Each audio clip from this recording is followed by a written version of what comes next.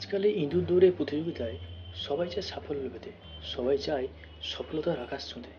এটা আসলে আজকালকার প্রজন্মের দোষ নয়, দোষ হলো সমাজের, যারা আমাদের মাথার মধ্যে একটা বদ্ধমূল ধারণা ঢুকে দিয়েছে যে একমাত্র যারা সফল তারাই শক্তিশালী, তারাই সম্মানযোগ্য, তারাই সুখী।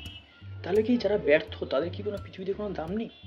এই সমাজের ভুল ধারণায় কত যে প্রজন্ম কুড়ি থেকে ফুল ফোটার আগেই ধ্বংস ধ্বংস হয়ে যাচ্ছে। পরীক্ষায় পাস করতে পারেনি, কেউ বা সামান্য 2 মার্কের জন্য ক্লাসে ফার্স্ট হতে পারেনি, কেউ বারবার চাকরির পরীক্ষা দিয়েও পাস করতে পারেনি, চাকরি পায়নি, কেউ বা প্রেমে ব্যর্থ, তার জন্য কি করছে, ডিপ্রেস হয়ে সুসাইড করছে। তো আমার প্রশ্ন হলো, একটা ক্লাসে যদি সবাই ফার্স্ট হয় তাহলে ফার্স্ট আর লাস্টের মধ্যে পার্থক্য কী থাকবে? ভালো খারাপের পার্থক্য কী থাকবে? তো পরীক্ষায় মূল্যায়ন কী করে হবে? আর তাছাড়া ক্লাসে পড়াকু ফার্স্ট বয় বা গার্লদের কতদিন মনে রাখে? ওরা পড়াশোনা শেষ করে ভালো চাকরি পেয়ে, মোটা টাকা পেয়ে, একটা চাকরি নিয়ে কি করে বাইরে সেটেল হয়ে যায়, তারপর সংসার না, ওইটুকুই ওদের।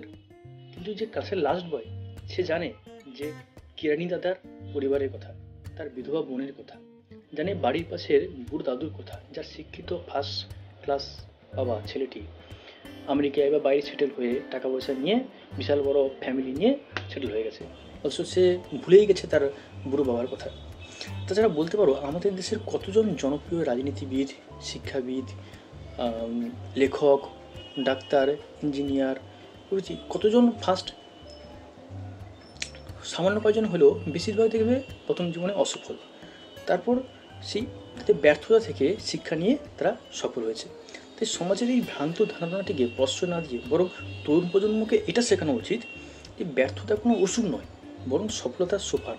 তাই ব্যর্থ হলে সেখান থেকে শিক্ষা নিয়ে আবার এগোনো উচিত। আর সবাইকে যে সফল হতে হবে তার তো কোনো কথাই নেই। এক্ষেত্রে স্বামী বিবেকানন্দের একটাই কথা মনে পড়ছে, সেটা হচ্ছে, যদি তুমি সফল হও তবে নেতৃত্ব দেবে, আর যদি তুমি ব্যর্থ হও তবে অন্যকে পথ দেখাবে।